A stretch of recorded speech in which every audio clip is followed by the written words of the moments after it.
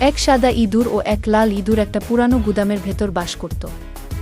সাদা ইঁদুর ছিল খুব শান্ত ও বুদ্ধিমান, আর লাল ইঁদুর ছিল চঞ্চল ও একটু বেশি লোভী।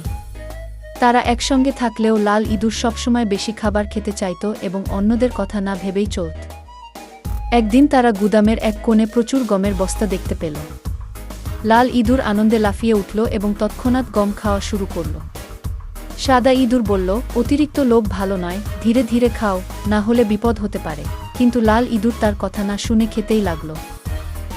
হঠাৎই গুদামের দরজা খুলে গেল, আর এক বড় বিড়াল ভেতরে ঢুকে পড়ল।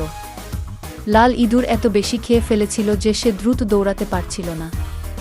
বিপদের সময় সাদা ইঁদুর দ্রুত এক ছোট গর্তে লুকিয়ে পড়ল, কিন্তু লাল ইঁদুর ধরা পড়ে গেল।